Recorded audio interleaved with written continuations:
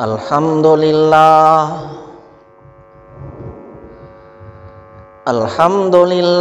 وحدہ والصلاة والسلام علی من جاء بالبینات الواضحہ والحجج الراجحہ والبراہین القاطعہ اما بعد فاعوذ باللہ من الشیطان الرجیم بسم اللہ الرحمن الرحیم ان اللہ اشتری من المؤمنین انفسهم واموالهم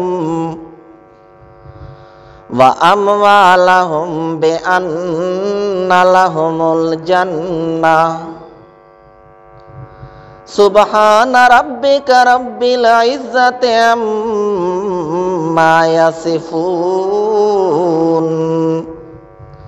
وسلام علی المرسلین والحمد للہ رب العالمین۔ درود شریف۔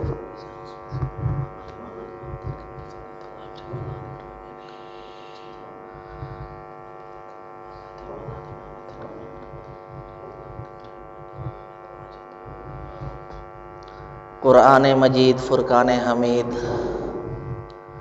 کی آیت مبارکہ کا کچھ حصہ آپ حضرات کے سامنے تلاوت کیا۔ دعا فرمائیں خالق کائنات مجھے اس کا صحیح مفہوم بیان کرنے اور ہم سب کو مل کر عمل کرنے کی توفیق عطا فرمائیں۔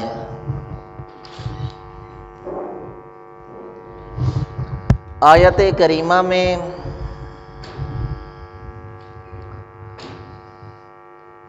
ہماری ایک کوتاہی کا تذکرہ فرمایا گیا۔ ویسے تو ہم میں بہت زیادہ کمی کوتاہی پائی جاتی ہے، اور صرف مسلمانوں میں نہیں، مسلمانوں کی قید احترازی نہیں، بلکہ جتنے بھی اہل مذاہب ہیں یا جتنی بھی اقوام ہیں، کوتاہیوں سے کوئی بھی مستثنیٰ نہیں۔ ہر قوم میں، ہر مذہب والوں میں کوتاہیاں ضرور پائی جاتی ہیں۔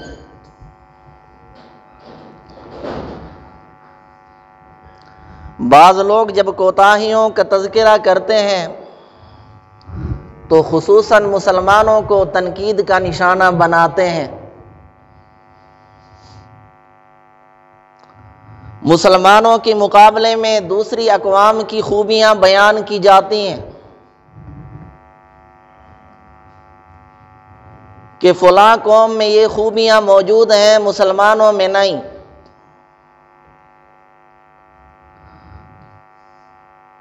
پھر بعض خوبیاں تو ایسی ہوتی ہیں کہ جو حقیقت میں خوبیاں ہیں، جن خوبیوں کو بطور خوبی اسلام نے بھی تسلیم کیا،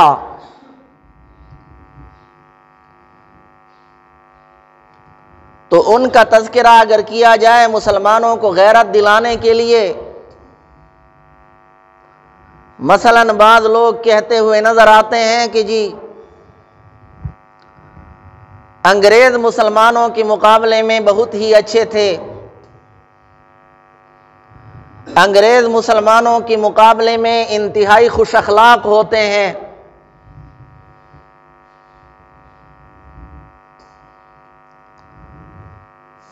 تو اگر تنبیہاً ایسے الفاظ کہیں جائیں اور نیت یہ ہو کہ وہ قوم جن کا مذہب سے دین سے کوئی تعلق نہیں،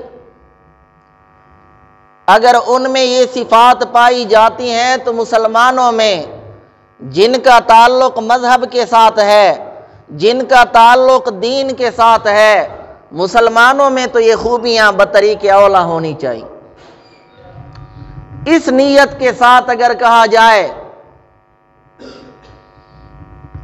تو اس کی چلو گنجائش ہے، لیکن عموماً لوگوں کی نیت مسلمانوں پر تنقید کی ہوتی ہے، مسلمانوں پر طعن و تشنیع کی ہوتی ہے، اور مسلمانوں کے مقابلے میں وہ باقی اقوام کی خوبیاں بیان کرتے ہیں۔ مقصد ان کا مسلمانوں کی دل شکنی ہوتا۔ جن کا پتہ قرائن سے چلتا ہے، بات کرنے والے کے لب و لہجے سے پتہ چل جاتا ہے کہ وہ خیرخواہی کے طور پر یہ بات کہہ رہا ہے یا اس کے دل میں مسلمانوں کے خلاف نفرت ہے، بغض ہے، جس کا وہ ان الفاظ میں اظہار کر رہا ہے۔ قرائن سے، علامات سے پتہ چل جاتا۔ پھر بعض خوبیاں تو ایسی ہیں جن کو اسلام نے بطور خوبی تسلیم نہیں کیا۔ مثلاً کہا جاتا ہے کہ انہوں نے اتنی ترقی کی ہے، مسلمان ان کے مقابلے میں پیچھے ہیں، تو دنیاوی اعتبار سے ترقی کرنا اسلام نے اس کو خوبی قرار نہیں دیا۔ رسول اللہ صلی اللہ علیہ وسلم نے اس کی ترغیب نہیں دی۔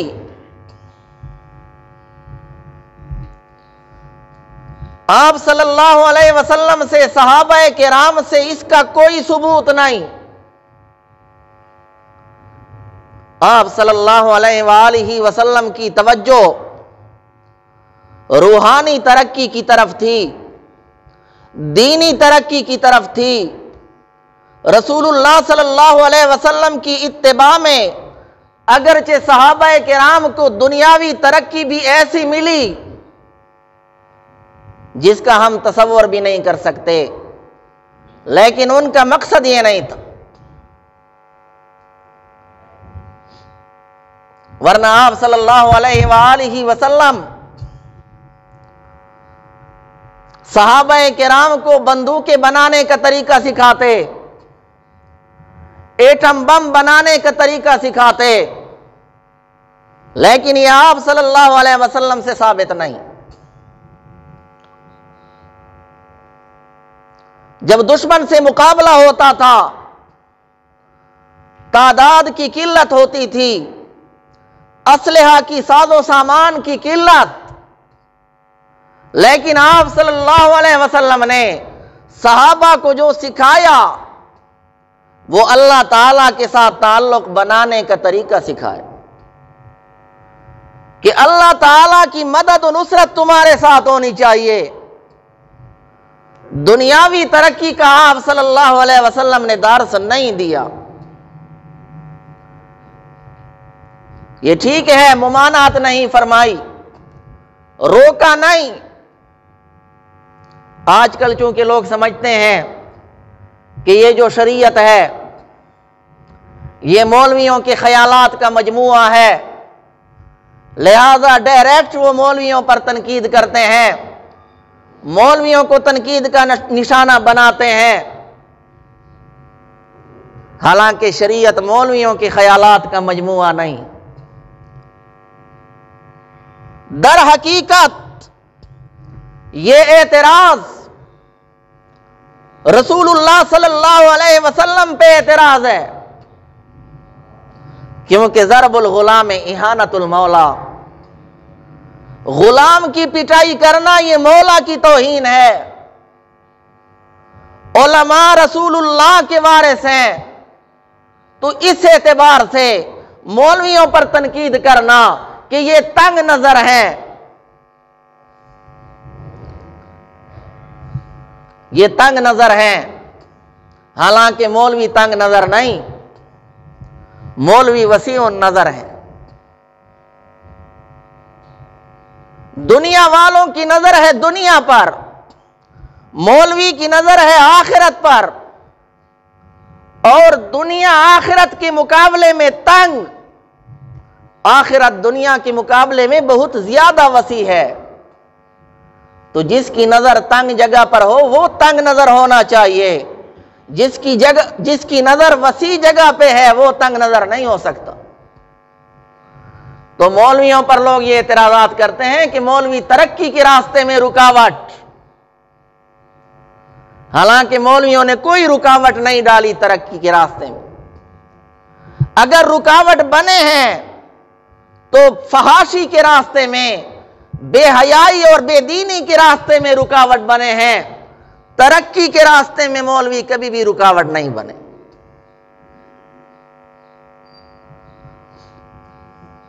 وہ جیسے کلاچی کا ایک آدمی تھا،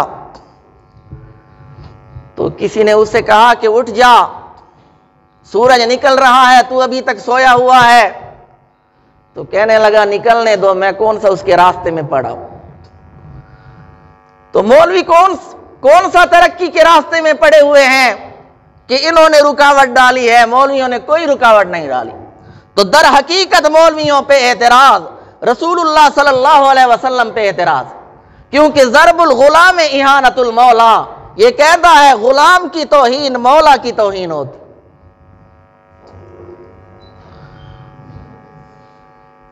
تو بعض لوگ جو مسلمانوں پر تنقید کرتے ہیں، مسلمانوں کے مقابلے میں دوسری اقوام کی خوبیاں بیان کرتے ہیں،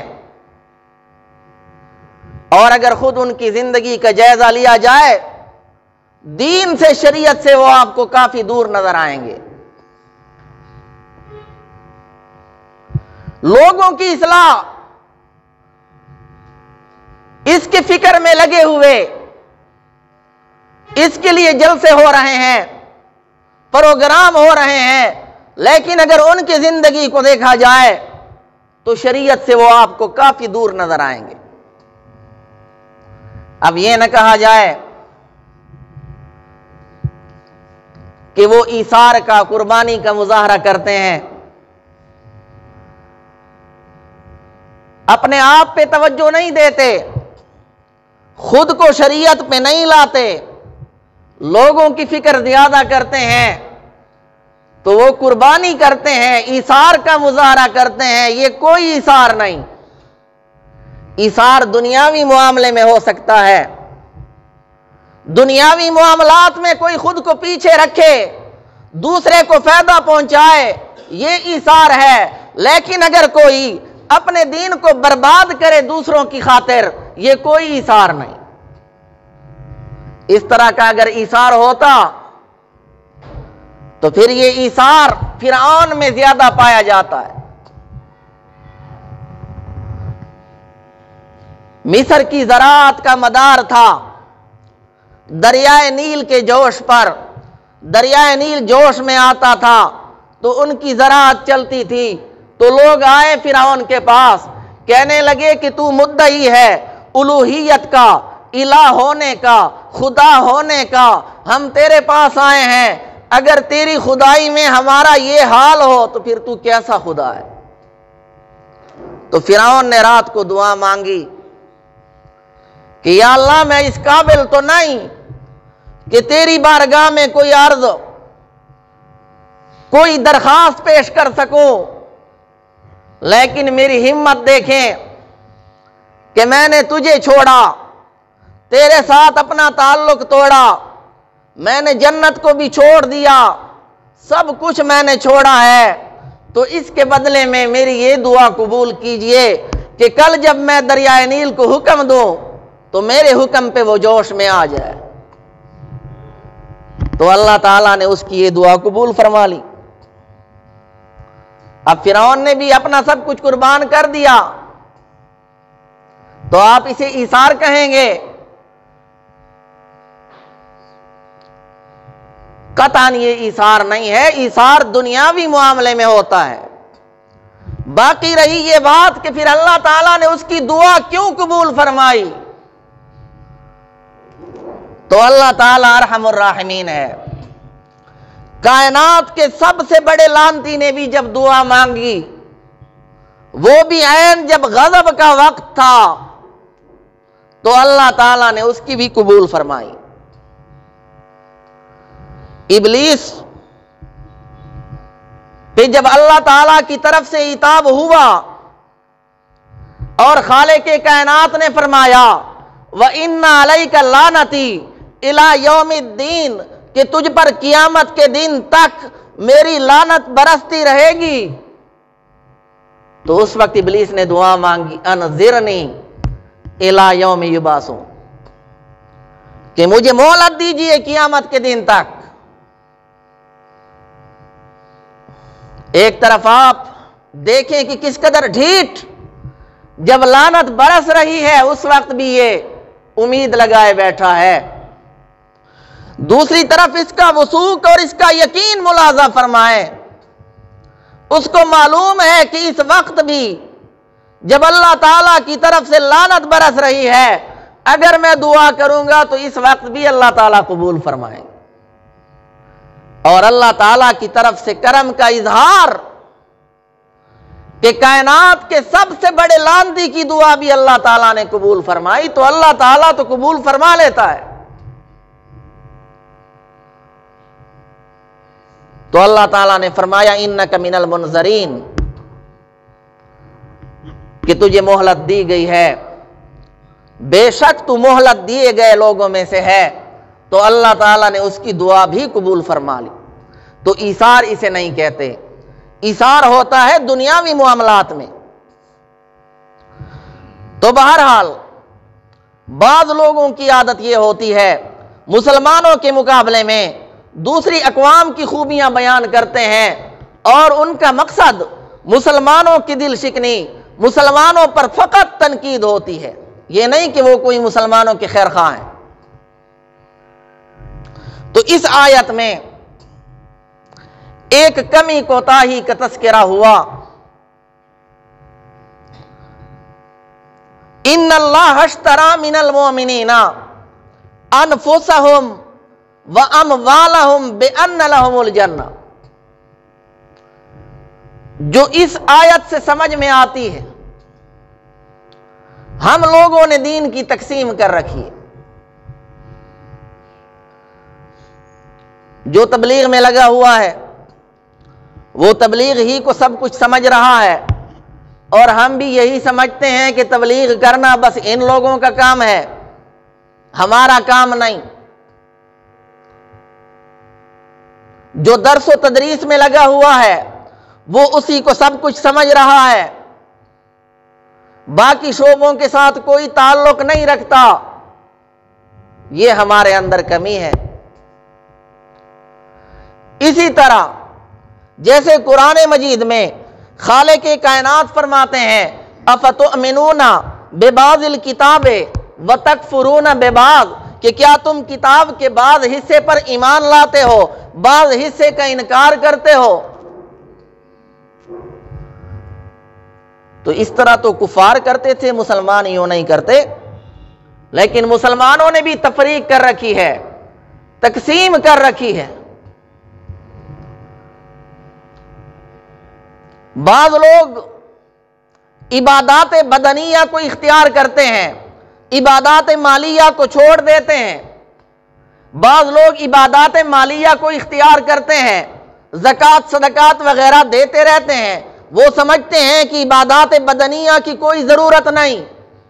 یہ افراط و تفریط ہے، یہ ہم نے تقسیم کر رکھی ہے۔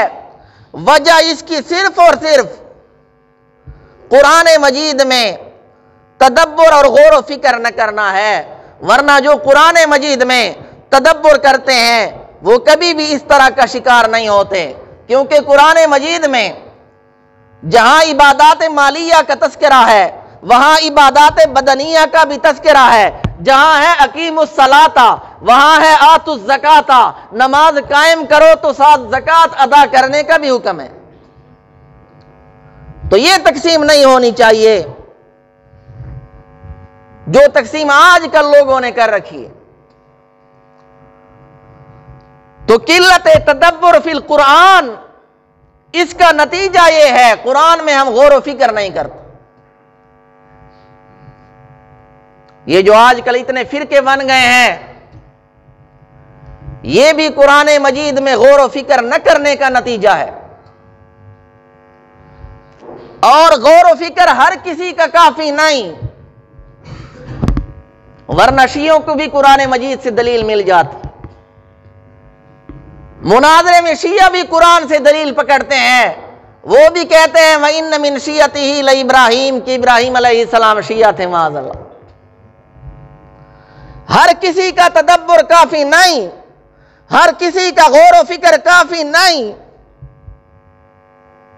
جس کے اندر استعداد تو ہونا، جس کے پاس غور و فکر کا سامان تو ہو کم از کم، ورنہ شیخ سعدی رحمت اللہ علیہ نے گلستان میں جو واقعہ بیان کیا ہے کہ ایک آدمی نے سن رکھا تھا کہ دوست آباشت کے گیرت دست دوست در پریشاں حالی و درماندگی، کہ دوست وہ ہوتا ہے جو مصیبت اور عاجزی کے وقت دوست کا ہاتھ پکڑ لے۔ شاعر کا مطلب تو یہ ہے نا کہ مصیبت کے وقت دوست کے کام آئے، اس کی مدد کرے۔ تو ایک آدمی نے یہ شعر سن رکھا تھا، جب اس نے اپنے دوست کو کسی کے ساتھ لڑتے ہوئے دیکھا تو جا کر دوست کے دونوں ہاتھ پکڑ لیے، جس کے نتیجے میں اس کی خوب پٹائی ہوئی۔ جب اس سے پوچھا گیا یہ تو نے کیا کیا، تو اس نے کہا کیونکہ شاعر نے کہا ہے کہ دوست آباشت کے گیرت دست دوست در پریشاں حالی و درماندگی۔ تو اس طرح کا غور و فکر نہیں ہونا چاہیے۔ ایک آدمی نے آمنت باللہ پڑھتے ہوئے آمنت باللہ و ملائکتہ و کتبہ و رسلہ والیوم الآخر والقدر خیرہ و شرہ من اللہ تعالی والبعث بعد الموت، جس کا مطلب ہے موت کے بعد دوبارہ زندہ کیے جانے پر بھی ہم ایمان لاتے ہیں۔ تو اس نے بعد الموت کو خوب کھینچا اور یوں پڑھا بعد الموت، عین کو الف بنا ڈالا، بعد الموت۔ پھر کہنے لگا کہ بادلوں پر بھی موت آتی ہے۔ تو اس طرح کا تدبر نہیں ہونا چاہیے۔ بہرحال جو کمی کوتاہی ہم میں پائی جا رہی ہے، وجہ اس کی ہے قلت تدبر فی القرآن، کہ ہم قرآن میں غور و فکر نہیں کرتے۔ تو عبادات مالیہ، عبادات بدنیہ، ان میں سے ایک کو اختیار کرنا، دوسرے کو چھوڑ دینا، یہ قلت تدبر کی نشانی ہے۔ اگر قرآن مجید میں غور و فکر کرتے تو کبھی اس کمی کوتاہی کا شکار نہ ہوتے۔ پھر عبادات مالیہ میں بعض ایسی چیزیں بھی آتی ہیں، مثلا چندہ ہے یا ہدیہ ہے۔ بعض لوگ یہ سمجھتے ہیں کہ مطلقاً کسی ہدیہ کا انکار نہیں کرنا چاہیے، حالانکہ یہ بھی کم فہمی کی دلیل ہے۔ خود رسول اللہ صلی اللہ علیہ وسلم نے بعض لوگوں کے ہدیے واپس کیے ہیں۔ تو ہر آدمی کا ہدیہ بھی قبول نہیں کرنا چاہیے۔ جو اخلاص سے دے رہا ہے اور جس کی نیت صرف اور صرف محبت کی ہے، کیونکہ حدیث میں آتا ہے تہادو تہابو، ایک دوسرے کو آپس میں ہدیہ دیا کرو، تمہارے اندر محبت بڑھے گی۔ تو جو ازدیاد محبت کے لیے، محبت کی زیادتی کے لیے ہدیہ دے رہا ہے، اس کا ہدیہ قبول کرنا چاہیے، ہر کسی کا نہیں۔ ایک بزرگ کے بارے میں علماء نے لکھا کہ جب مرید ان کی خدمت میں آیا تو دیکھا کہ بزرگ کے چہرے پر کمزوری کے آثار ہیں، جس سے وہ سمجھ گیا کہ شاید کئی دنوں سے فاقہ ہے، کھانے کو کچھ ہے نہیں۔ چنانچہ کچھ عذر بنا کر وہ گھر چلا گیا۔ گھر سے واپس آیا تو کھانا لے کر آیا۔ بزرگ نے فرمایا بالکل ضرورت کے وقت تو یہ چیز لایا ہے، لیکن اب مسئلہ یہ ہے کہ جب تو گھر چلا گیا تو میرے دل میں اس کی طمع پیدا ہو گئی، اس کی لالچ میرے دل میں پیدا ہوئی کہ شاید گھر سے کچھ لے کے آ رہا ہے، اس عذر کی وجہ سے اب میرے لیے لینا ٹھیک نہیں رہا۔ تو شاگرد نے بھی، مرید نے بھی اصرار نہیں کیا، کھانا اٹھا کر وہ چل دیا۔ تھوڑی دیر کے بعد واپس آیا اور کہنے لگا حضرت اب تو قبول فرما لیں، کیونکہ جب میں سامان اٹھا کر گھر چلا گیا تو آپ کی لالچ ختم ہو گئی، طمع امید آپ کی ختم ہو گئی، تو اب میں دوبارہ لایا ہوں، اب قبول فرما لی۔ تو پھر بزرگ نے قبول کر لی۔ آج کل تو مسئلہ یہ ہے کہ پیروں کی نظر ہمیشہ مریدوں کی جیب پر ہوتی ہے، وہ بالکل خیال نہیں رکھتے کہ کس قسم کا ہدیہ مرید پیش کر رہا ہے، مال حلال میں سے ہے یا مال حرام میں سے۔ وہ جیسے ایک مرید نے خواب میں دیکھا تھا تو صبح اٹھ کر پیر سے خواب بیان کرنے لگا کہ میں نے خواب میں دیکھا کہ میری انگلیوں پر گندگی لگی ہوئی ہے، آپ کی انگلیوں پر شہد لگا ہوا ہے۔ تو پیر نے خوش ہو کر کہا کہ یہ تو واضح بات ہے کہ ہم اللہ والے ہیں اور تو دنیا کا کتا ہے۔ اس نے کہا حضرت خواب مکمل نہیں ہوا، میں نے خواب میں یہ دیکھا کہ میں آپ کی انگلیاں چاٹ رہا ہوں، آپ میری انگلیاں چاٹ رہے ہیں۔ تو اس پر وہ پیر ناراض ہو گئے۔ وجہ اس کی یہ ہے کہ پیر کی نظر ہوتی ہے مرید کی جیب پر، اور مرید جو پیر کے ساتھ تعلق قائم کرتا ہے اللہ تعالیٰ کے لیے کرتا ہے۔ تو بہرحال عبادات مالیہ کی قرآن مجید نے ترغیب دی ہے، اللہ تعالیٰ کے راستے میں خرچ کرنے کی۔ اس کی بھی بہت ساری شرائط ہیں، انشاءاللہ کبھی زندگی رہی تو بیان کروں گا۔ عام طور پر جو چندہ کرنے والے آتے ہیں نا، اس کا خیال نہیں رکھتے۔ پنجاب میں خطبہ کا طریقہ کار یہ ہوتا ہے، ایک ایک کو اٹھاتے ہیں کہ ہاں بھائی تو کتنا دے گا۔ تو ظاہر ہے کہ وہ شرما شرمی میں کہ اتنے سارے لوگ دیکھ رہے ہیں، جب ایک آدمی کو اٹھایا جائے ہاں حاجی صاحب آپ کتنا چندہ دیں گے، تو وہ شرما شرمی میں دیتا ہے، اس کی نیت خالص نہیں رہتی۔ یہ طریقہ کار بالکل غلط ہے۔ عمومی چندہ کیا جائے جیسے ہم کرتے رہتے ہیں، جیسے کہ ہماری ترتیب ہے۔ اور اسی سے یاد آیا کہ آج بھی حاجی صاحب نے یہ کہا کہ مسجد کے لیے ہم نے بیٹری لی ہے، اس کے لیے جو چندہ ہوا تھا چندے کی مقدار کافی کم تھی، تو بیٹری پہ خرچہ بہت زیادہ آیا ہے۔